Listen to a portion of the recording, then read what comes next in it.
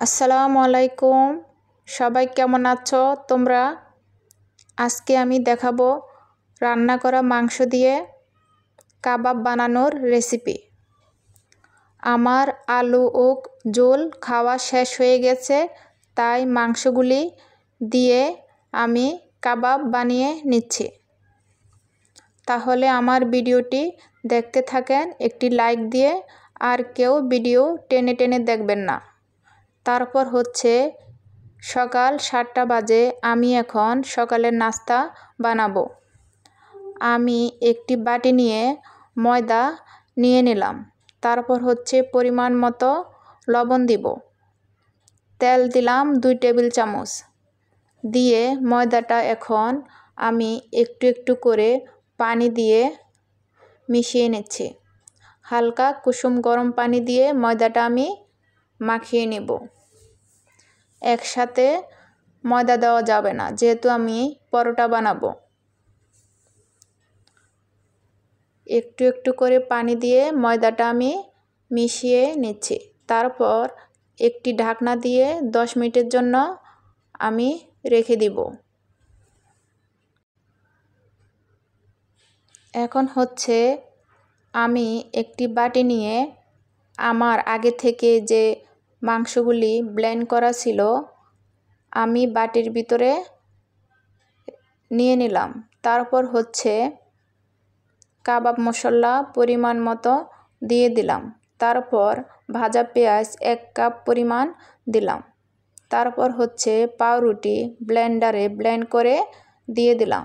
তারপর হচ্ছে পরিমাণ মতো লবণ দিব, একটি ডিম দিব। তারপর হচ্ছে 1 টেবিল চামচ গুঁড়া মরিচ দিয়ে দিলাম। তারপর হচ্ছে 1 টেবিল চামচ কর্নফ্লাওয়ার দিয়ে দিব। সব কিছু পরিমাণ মতো দিতে হবে। সব কিছু পরিমাণ মতো দিয়ে আমি এখন হাত দিয়ে ভালোভাবে মিশিয়ে নিচ্ছি। ভালোভাবে হাত দিয়ে মিশিয়ে নিতে হবে।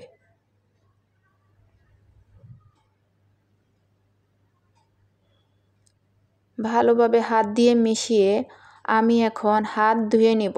হাত ধুয়ে তারপরে আমি হাতটা একটি রুমাল দিয়ে মুছে নেব। মুছে তারপরে হাতে একটু তেল লাগিয়ে নিলাম।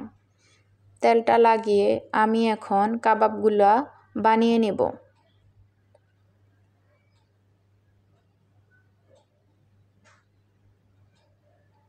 এই যে দেখেন, আমি একটি কাবাব বানিয়ে নিচ্ছি। আমি এক এক করে সবগুলা কাবাব বানিয়ে নেব।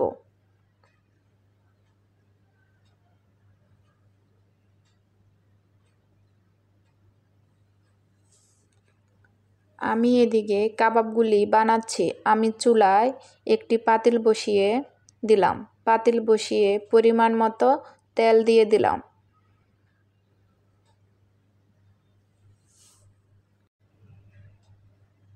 তেলটা যখন হালকা গরম হবে তারপরে আমি কাবাবগুলা দিয়ে দিব।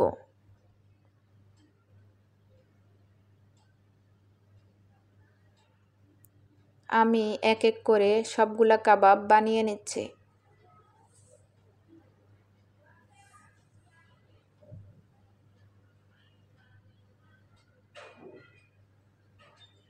যেহেতু এটা রান্না করা মাংস, তাই আমি বেশি মশলা ব্যবহার করি নাই। এই যে আমার কাবাবগুলা বানানো শেষ। বানানো হয়ে গেছে, এখন আমি তেলে ভেজে নেব। চাইলে এখানে ধনেপাতা, পুদিনা পাতা, কাঁচামরিচ দেওয়া যাবে। চাইলে শুকনা মরিচ ভেজে গুঁড়া করে দেওয়া যাবে। যেহেতু আমার মেয়েরা মরিচ খায় না, আমিও তেমন মরিচ খাই না, তাই বেশি মরিচ ব্যবহার করি নাই। আমি এখন এক এক করে সবগুলা কাবাব দিয়ে দিচ্ছি। কাবাবগুলি দিয়ে যখন একটু কাবাবগুলি হয়ে আসবে তখন আমি উল্টিয়ে দিব। আমার কাবাবগুলি একটু হয়ে আসছে, এখন আমি উল্টিয়ে দিচ্ছি। তারপর উল্টিয়ে কিছুক্ষণ পর পর আবার নাড়তে হবে, তাহলে পুড়ে যেতে পারে। তাই আমি কিছুক্ষণ পর পর উল্টিয়ে দিচ্ছি। তারপর এখন আমি একটি ছাঁকনি দিয়ে কাবাবগুলা উঠিয়ে নেব।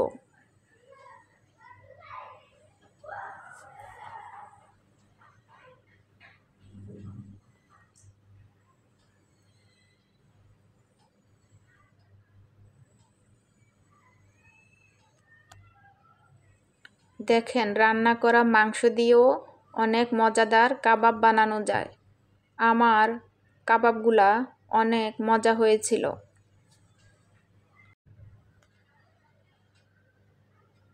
এখন আমি কাবাবগুলি উঠিয়ে নিচ্ছি। দেখতেও সুন্দর হয়েছিল, খেতেও অনেক মজা হয়েছিল। আমার মতো করে একবার হলেও এভাবে বাসায় বানিয়ে দেখবেন।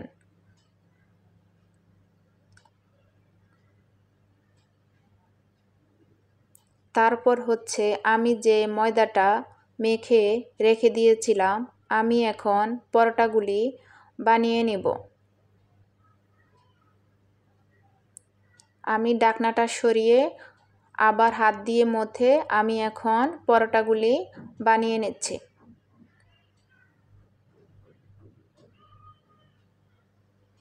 তারপর হচ্ছে আমি এখন এক এক করে সবগুলা পরোটা বেলে নিচ্ছি। পরোটাগুলি বেলে তারপরে তেলে ভেজে নেব।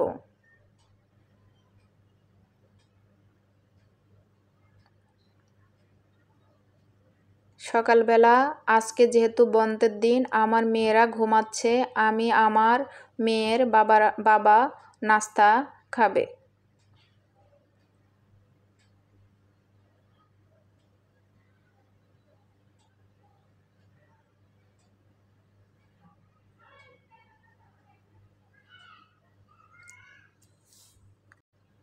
আজকে সকালবেলা আমাদের নাস্তা হলো পরোটা আর কাবাব, সাথে তো চা থাকবে।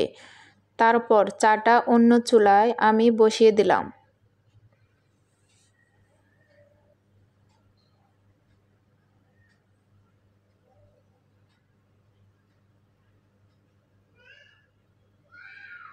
পরোটাগুলি ভেজে তারপর হচ্ছে আমি আমার মেয়ের বাবাকে নাস্তাটা দিয়ে আসব। আমরা প্রতিদিন সকালবেলা ঘুম থেকে উঠে সকাল 7টা বাজে আমরা নাস্তাটা কমপ্লিট করে ফেলি। তারপর আবার একটু বিশ্রাম নেই। তারপর বিশ্রাম নিয়ে তারপরে আবার একটু চা বিস্কিট খেয়ে আবার দুপুরে রান্নার জন্য সব কিছু রেডি করে নেই। তারপরে যে আমার নাস্তাটা রেডি করে এখন আমি দিয়ে আসব মেয়ের বাবাকে।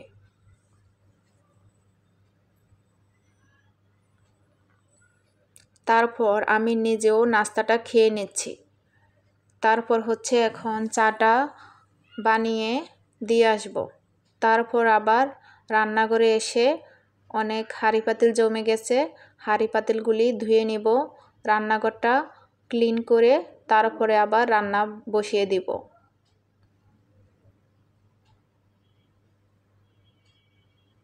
তারপর হচ্ছে এই যে আমি ফ্রিজ থেকে মাংস বের করে ভিজিয়ে ধুয়ে বসিয়ে দিলাম। এখন একসাথে সব মশলাগুলি দিয়ে দিলাম। এখানে দিলাম আদা বাটা, রসুন বাটা, জিরা বাটা, ধনে গুঁড়া, এলাচ, দারচিনি, জায়ফল, জয়িত্রী, পেঁয়াজ, কাঁচামরিচ, সব কিছু, হলুদের গুঁড়া, মরিচের গুঁড়া, সব মশলাগুলি দিয়ে একসাথে মাখিয়ে আমি বসিয়ে দিলাম। পরিমাণ মতো সব মশলাগুলি দিয়ে দিলাম। তারপর হচ্ছে অন্য চুলায় একটি পাতিল বসিয়ে দিলাম। পরিমাণ মতো তেল, পেঁয়াজ দিয়ে ভেজে এলাচ, 2টা এলাচ, দারচিনি, তেজপাতা, আদা বাটা, রসুন বাটা দিয়ে চালটা দিয়ে ভালোভাবে আমি ভেজে নিচ্ছি। ভেজে তারপরে পরিমাণ মতো গরম পানি দিয়ে দিলাম।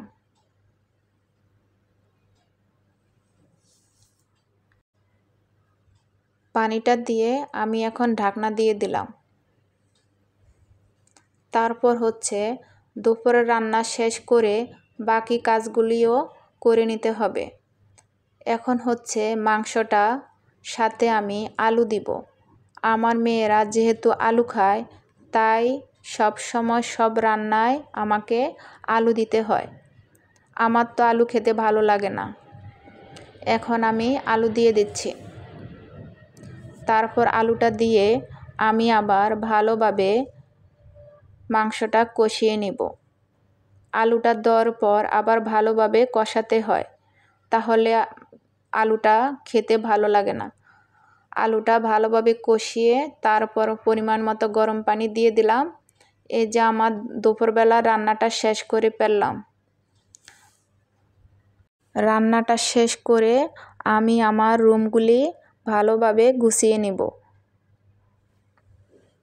আমি রান্নাটা শেষ করে সবগুলা রুম গুছিয়ে নিলাম। আমার ভিডিওতে এসে অনেকে কিছু ভুল করে, তাদের কথা কি আর বলবো, বলার ভাষা নেই আমার কাছে। প্লিজ আমার ভিডিওতে কেউ এমন ভুল লিখবেন না প্লিজ। আমি বুঝতে পারি আপনি আমার ভিডিও দেখেন নাই, লেখা দেখলে আমি বুঝতে পারি আমি কি বললাম আর আপনি কি লিখলেন। আমার সাথে আপনারা সবাই ছিলেন, আমার মনে হওয়ার জন্য আপনাদের অবদান অনেক। আর সাথে আমার মেয়ে ছিল, আমার মেয়ে সবসময় আমার সাথে ছিল। ভিডিও যদি আমার দেখতে না ভালো লাগে তাহলে কেন ভুল লিখে চলে যাবেন? প্লিজ কেউ এমন করবেন না আমার সাথে।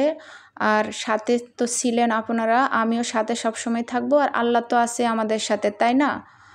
তাহলে সবার সাথে থাকবো, আমার সাথেও আপনারা থাকবেন। আর কেউ কারোর ভিডিও টেনে টেনে দেখবেন না, সবার ভিডিও ফুল ওয়াচ করে দেখবেন। আমিও সবসময় দেখে থাকি। তাহলে সবাই ভালো থাকবেন। আসসালামু আলাইকুম, আল্লাহ হাফেজ।